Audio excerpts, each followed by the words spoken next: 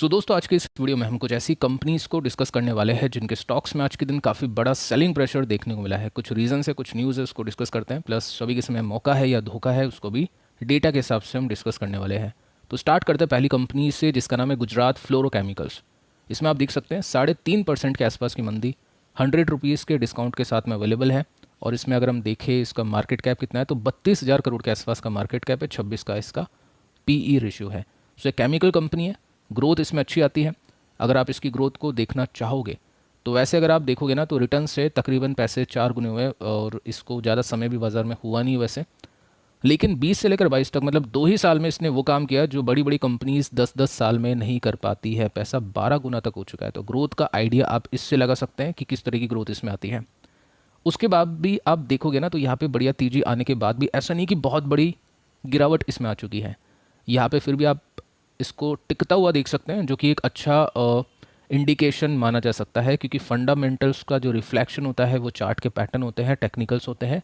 तो वो चीज़ आप इसमें नोट करके चल सकते हैं। तो स्टॉक अंडर परफॉर्म क्यों कर रहा है? क्योंकि जैसा कि आपको पता ही है कि बाकी केमिकल कंपनीज़ की तरह इसके भी नंबर्स वीक थे। मार्केट के एक्सपेक्टेशन को इसने मिस किया था। डेटा आप देख सकते हैं, एक्सपेक्टेशन मिस बाय 4%, और यहाँ पे भी मिस था, यहाँ पे भी मिस था। तो केमिकल कंपनीज अच्छा नहीं कर रही है क्योंकि एक्सपोर्ट का डेटा अच्छा नहीं है, एक्सपोर्ट के अंदर दिक्कतें हैं। ये दिक्कतें चल सकती है कुछ और समय तक, बट जब ये दिक्कतें ख़त्म होगी तब से स्टॉक आपको बढ़ते हुए दिखाई नहीं देंगे। उससे पहले स्टॉक बढ़ना शुरू कर देंगे, उस समय आपको स्टॉक ऑल टाइम हाई या फिर आपको ब्रेकआउट करते हुए दिखाई दे सकते हैं। तो डेटा का वेट करना मेरे हिसाब से सेंसिबल नहीं है। अगर आपको अच्छी कंपनीज मिलती है सपोर्ट पे तो वहाँ पे देखना सेंसिबल है। सो इसमें आप देख सकते हैं 2948 के आसपास की क्लोजिंग है। अगर मैं इसमें चार्ट के पैटर्न को ड्रॉ करूँ तो काइंड ऑफ एक सिमेट्रिकल ट्रायंगल पैटर्न देखने को मिलेगा, जिसमें आपको बॉटम दिखते हैं असेंडिंग पैटर्न में ऊपर जाते हुए, और आपको रेसिस्टेंस दिखता है डिसेंडिंग पैटर्न में नीचे आता हुआ। इस तरह से आप देख सकते हैं एक kind of symmetrical triangle pattern है, जिसके ब्रेकआउट और ब्रेकडाउन दोनों के चांसेस होते हैं। बाकी होगा क्या वो तो वक्त बताएगा, क्योंकि वो अपने हाथ में नहीं है। करंट के अंदर, मतलब अभी की सिचुएशन के अंदर क्या चीज़ हम कर सकते हैं वो अपने हाथ में है जस्ट। तो इसमें आप देखोगे तो ये सपोर्ट था, उसके बाद में अच्छी तेजी, ये सपोर्ट, अच्छी तेजी। अब सपोर्ट इसका अभी के समय बना हुआ है तकरीबन 2750 रुपीज़ के आसपास। जो भी इन्वेस्टर केमिकल कंपनीज में निवेश करना चाहते हैं, कुछ हाई ग्रोथ कंपनीज को देखना चाहते हैं लिमिटेड कैपिटल के साथ में, इसको अपनी स्टडी में शामिल कर सकते हैं। सपोर्ट की बात करें तो 2750 के आसपास का सपोर्ट इसका अभी के समय बना हुआ है। एग्जैक्टली पता नहीं आया नहीं है, लेकिन जो लाइन में हमको दिखाई दे रहा है वो ये लेवल है। इसके बाद में दोस्तों नेक्स्ट कंपनी हैप्पीएस्ट माइंड। इसमें आप देखोगे तो सैड माइंड इन्वेस्टर के हो गए थे आज के दिन, 2% के आसपास नीचे हैं। पिछली बार भी हमने देखा था ट्रेडिंग डे के अंदर काफ़ी गिरावट इसमें हुई थी, आज के दिन भी इसमें गिरावट दिखाई दी है। सो यहाँ पर आप देख पाओगे 12,000 करोड़ के आसपास का मार्केट कैप, 53 का इसका पी रेशियो। तो ये पी रेशियो अभी के समय सबसे बड़ी दिक्कत है, क्योंकि यूएस से इनकम इसकी मैक्सिमम आती है, 65% की कमाई इसकी यूएस से होती है, और वहाँ पे दिक्कतें हैं। तो उस वजह से इसकी अच्छी वैल्यूशन या बहुत प्रीमियम पे वैल्यूशन बहुत एक्सपेंसिव होने की वजह से ये नहीं चल पा रहा है बाकी आईटी कंपनीज की तरह। और इसने अच्छे रिटर्न्स दिए थे, मतलब वैल्यूशन इसकी अच्छी इसीलिए है क्योंकि इसमें ग्रोथ अच्छी आई थी। एक साल में पैसा 4 गुना भी हुआ था। तो वैसी ग्रोथ जब आएगी, जब यूएस के अंदर सिचुएशन सही होगी, तो उसमें अभी थोड़ा सा समय है, तो हो सकता है ये थोड़े समय तक आपको अंडर परफॉर्म ही करता हुआ दिखाई दे। अब इसमें देखिए दोस्तों हुआ क्या था। इसमें ये हुआ था कि अशोक सूता जी ने अपनी होल्डिंग्स को बेचा था। अभी के समय आप देखोगे तो डेटा अपडेट नहीं हुआ है, और इसके अंदर डेटा कुछ ऐसा है कि आप इसमें देख सकते हैं यहाँ पे 40.91% की होल्डिंग है। अब ये भी दोस्तों वहाँ पे बताने की कोशिश की गई थी कि इनकी जो होल्डिंग है ये 40% से नीचे नहीं जाएगी। अब वैसे अगर मैं इसमें 1% को हटा दूँ तो ये 40% से नीचे आप देख सकते हैं। बट इसके साथ में दोस्तों आप यहाँ पे भी देखिए, जो इनकी मेडिकल रिसर्च है अशोक सूता जी के नाम से, इसमें भी 12% की हिस्सेदारी है। तो यहाँ पे इन्वेस्टर को ये नहीं आया समझ में कि अगर ये 40% बोल रहे हैं तो आगे चल के ये जो बचा कुछ स्टेक है 10%, क्या वो भी ये बेचेंगे क्या? तो वो एक थोड़ा सा नेगेटिव सेंटिमेंट के अंदर चला गया। सेकंड, अगर मैं इसमें देखने जाऊँ कि होल्डिंग्स किसकी कैसी है, तो प्रमोटर की होल्डिंग वैसे अभी का डेटा आएगा जो उसमें ट्रिम आपको दिखाई देगी 1% के साथ में। एफआई ने इसके अंदर स्लाइटली थोड़ी सी बाइंग की है, डीआई ने कुछ नहीं किया। लेकिन पब्लिक आप देखोगे ना तो पब्लिक की जो होल्डिंग इसके अंदर बहुत हाई है। मुझे लग रहा है कि इस बार भी जो बेचा है मे भी हो सकता है पब्लिक ने ही लिया हो, पब्लिक को ही बेचा हो। अब इसमें ये नहीं सोचना है कि पब्लिक का मतलब सिर्फ पब्लिक है, हम और आप जैसे इन्वेस्टर, ऐसा नहीं है। यहाँ पब्लिक के अंदर हेज फंड्स तो चलो इंडिया में नहीं है, जो ये पीएमएस वगैरह आते हैं वो भी इसके अंदर इंक्लूड होते हैं। लेकिन हाँ, इसमें पब्लिक की होल्डिंग काफ़ी हाई है, ये चीज़ आपको मान के चलनी है। वैसे भी जनता की जो होल्डिंग है उसको भी आप इसमें ही इंक्लूड करके चल सकते हैं, जो कि इसमें काफ़ी हाई है। अब इसमें टेक्निकल्स को देखते हैं। 856 के आसपास की क्लोजिंग, चैनल को ड्रॉ करें तो एक डिसेंडिंग काइंड ऑफ चैनल इसमें आपको होता हुआ बनता हुआ दिखाई देगा, जिसमें ये रेसिस्टेंस, सपोर्ट, फिर रेसिस्टेंस। अगर ये सपोर्ट पे आता है तो 750 या उसके नीचे भी आ सकता है, अभी एकदम से नहीं आएगा। ये वीकली चार्ट है तो धीरे धीरे हो सकता है आपको यहाँ पे आता हुआ दिख जाए। कोई कॉल नहीं है कि यहाँ तक का वेट आप करें, जस्ट जो डेटा दिख रहा है उसके हिसाब से बता रहा हूँ। बाकी फिर आपको अपनी भी पढ़ाई करनी पड़ती है, अपनी भी एक्सपेक्टेशन करनी पड़ती है, आपको क्या लगता है उसके बारे में फिर आपको भी देखना पड़ता है। बाकी जो डेटा है उस हिसाब से बता रहा हूँ कि यूएस के अंदर दिक्कतें होगी तो चलने के चांसेस कम है। अगर चलो फिर भी कुछ ऐसा हो जाता है, कुछ अनएक्सपेक्टेड पॉजिटिव डेटा आता है, तो क्या करेगा ये, यहाँ से इसको ब्रेकआउट करेगा और वहाँ पे फिर हमको ये स्पॉट हो जाएगा, पकड़ में आ जाएगा, समझ में आ जाएगा। तो दोनों चीज़ें हैं। देखते हैं। अभी के हिसाब से अगर मैं देखूँ तो एक्सपेक्टेशन मेरी नीचे की है, क्योंकि यहाँ पे क्या है, डेटा अच्छा नहीं है। बाकी नंबर्स आएंगे तो फिर वो एक्सपेक्टेशन चेंज भी होती रहती है, तो वो देखते हैं नंबर्स के समय। अब इसमें दोस्तों नेक्स्ट जो कंपनी है, यहाँ पर आपको नाम दिखाई नहीं देगा, मैं बोल देता हूँ आपको। विनस पाइप कंपनी का नाम है। अगर इसमें गिरावट के परसेंटेज की बात करें तो 3% नीचे आके बंद हो चुका है। अब ये इंटरेस्टिंग कंपनी हमने डिस्कस की थी कुछ समय पहले, और क्यों इंटरेस्टिंग लगी मुझको वो मैं आपको यहाँ पे बताना चाहूँगा, जिसके अंदर आप देखोगे तो आज के दिन तो चलो इसमें सेलिंग देखने को मिली है। और वैसे अगर मैं इसके लिस्टिंग से लेकर अभी तक के गेंस की बात करूँ तो 332 पर ही लिस्ट हुआ था 27 मई 2022 में। ज़्यादा समय इसको नहीं हुआ है। पैसे इन्वेस्टर्स का 3 गुना से ज़्यादा या 4 गुना के आसपास बना है। सो इसमें देखिए दोस्तों, ये जो कंपनी है वीनस पाइप्स एंड ट्यूब्स, में एक बार और नाम ले लेता हूँ इसका। तो जहाँ पे ट्यूब्स लग चुका है तो वहाँ पे आपको ये नहीं देखना है कि कंपनी प्लास्टिक के पाइप्स बनाती है, वो कंपनी बनाती है स्टील के ट्यूब्स। एपीएल अपोलो ट्यूब्स हो गया, हरिओम पाइप्स हो गया, इस तरह की जो कंपनीज होती है उस तरह के काम कंपनी करती है। अब इसमें देखिए दोस्तों, यहाँ पे ग्रोथ अच्छी 24, 32, 44, 53। इंफ्रा की वजह से एक तो कंपनी को अच्छा फ़ायदा हो सकता है, साथ में जो पास्ट का डेटा है वो भी अच्छा है। प्रॉफिट की ग्रोथ मिल गई, प्रॉफिट की ग्रोथ के अंदर कंसिस्टेंसी मिल गई।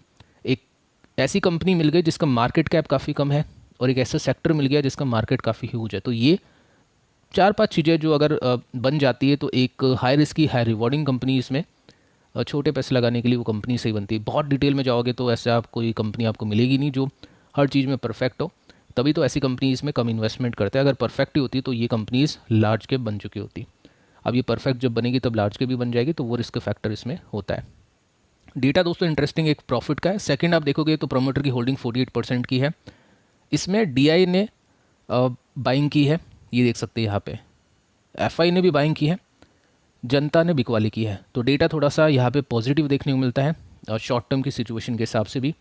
साथ में दोस्तों एक और पॉइंट मैं आपको यहाँ पे ऐड करके बताना चाहूँगा कि 75 करोड़ अमाउंट मुझको एग्जैक्टली याद नहीं है, लेकिन हाँ कुछ अमाउंट था जिसमें प्रमोटर ने स्टेक इसमें बढ़ाया था। सितंबर के महीने में, पिछले महीने के अंदर प्रमोटर इसके अंदर जम के बाइंग कर रहे। तो आप ये देख सकते हैं कि प्रमोटर ने खरीदा है, एफआई ने खरीदा है, डीआई ने खरीदा है, और यहाँ पे जनता ने बेचा है। 43% का स्टेक घट के 36% का हो चुका है। और हर क्वार्टर के अंदर ओवरऑल आप देखोगे तो जनता बिकवाली कर रही है, और ये जो बड़े प्लेयर्स से हुए एडिंग कर रहे हैं। तो ये एक अच्छा डेटा इसमें दिख रहा है। सो ये पॉइंट हमने डिस्कस किया था कि जब भी इस तरह की मतलब डेटा आता है कि प्रमोटर ने खरीद लिया, किसी ने बेच दिया, तो जो गिरावट वो होती है वो सस्टेनेबल नहीं होती, टिकाऊ नहीं होती। उसके बाद में इसमें तेजी आई थी, लेकिन वापस ये नीचे आ रहा है। तो इसमें आप सपोर्ट मान के चल सकते हैं 1230, 1240, 1250 के आसपास का। और ठीक है, अब किसी को रिस्क लेना है तो डेफिनेटली वो अपनी स्टडीज़ के ऊपर करे। और मेरे हिसाब से इंटरेस्टिंग कंपनी लग रही है। अगर इसके नंबर्स अच्छे आते हैं तो फिर इसमें वही तेजी आपको देखने को मिल सकती है जो प्रीवियस तेजी इसमें अभी के समय बनी हुई थी। नेक्स्ट जो कंपनी दोस्तों, इसका नाम है आइडिया फोर्ज। इसमें आप देखोगे तो 4% के आसपास का डिप था, और यहाँ पर आप चेकआउट कर सकते हैं 3000 करोड़ के आसपास का इसका मार्केट कैप है। और इसकी लिस्टिंग से लेकर अभी तक की कमाई इन्वेस्टर की है माइनस में 33%, यानी नुकसान है इन्वेस्टर का 33% का, जिसने भी लिस्टिंग पे लिया होगा। लेकिन चलो इसमें लिस्टिंग तो नहीं, लिस्टिंग पे तो मैं कभी बोलता ही नहीं हूँ किसी कंपनी में कुछ करने के लिए, क्योंकि डेटा देखना पड़ता है। कुछ कंपनी होती है जो आरआर केबल की तरह ब्रेकआउट करती है, कुछ कंपनी होती है तो ब्रेकडाउन भी करती है। तो काफ़ी लोगों ने मिस कर दिया होगा, आरआर केबल को बेच दिया होगा। तो ऐसे में यहाँ पे इन्वेस्टर ने नहीं बेचा होगा तो वो पछता रहा है, वो बेचने के बाद पछता रहा है। तो ये सब चीज़ें चलती रहती है। अब इसमें देखिए दोस्तों, यहाँ पर क्या है, इसकी जो लिस्टिंग गेंस थी वो 94% के आसपास, यानी 100% के आसपास पैसा इसमें लिस्टिंग के लिए बना था। लिस्टिंग के लिए इसको डिस्कस भी किया था जीएमपी को देखते हुए। लेकिन आज के डेट में क्या है, इसमें जो लॉक इन पीरियड था जो कि एंकर इन्वेस्टर्स का होता है वो ख़त्म हो चुका है। दो कंपनीज़ की हम बात करते हैं, ideaForge CLM, sorry Cyient DLM। दोनों कंपनीज़ में आप देखोगे तो लॉक इन पीरियड ख़त्म हो चुका है, इतने सारे शेयर्स बेचे जा चुके हैं। तो इसका मतलब ये मान के चलो कि इन्वेस्टर अभी भी इसमें वैल्यूएशन के हिसाब से इंटरेस्टेड नहीं है। वैल्यूएशन देखिए, जब कंपनी का स्टॉक डबल होता है विदाउट अर्निंग तो कंपनी का मार्केट कैप डबल हो जाता है, कंपनी का PE रेशियो भी डबल हो जाता है। तो फिर वैसे में क्या होता है, इन्वेस्टर बेचते भी हैं, और वही एंकर इन्वेस्टर ने आज के दिन किया, 118 का P है।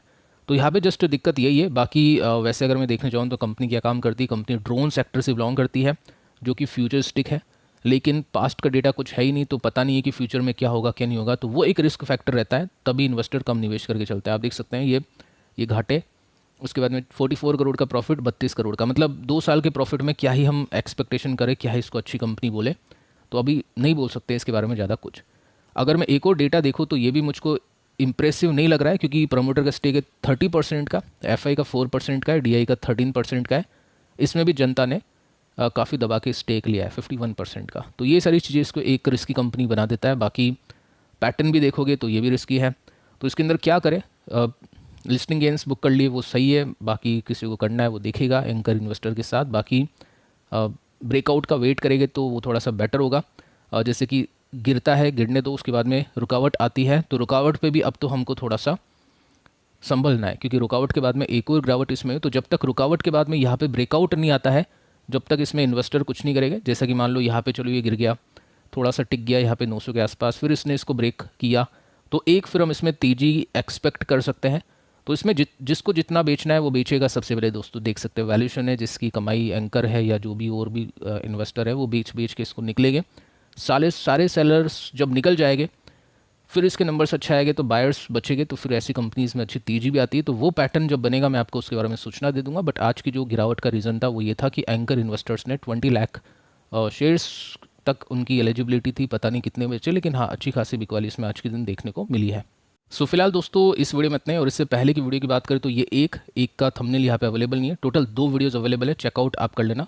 व्हाट्सएप लिंक मैंने आपको दे रखा है कमेंट के अंदर, डिस्क्रिप्शन के अंदर, उसको फॉलो कर सकते हैं। टाइमली नोटिफिकेशन आपको मिलेगा, कुछ अपडेट होगी इंटरेस्टिंग तो मैं आपको वहाँ पे बता देता हूँ। सो मिलते हैं नेक्स्ट वीडियो में किसी और इन्फॉर्मेशन के साथ, तब तक के लिए बाय बाय दोस्तों।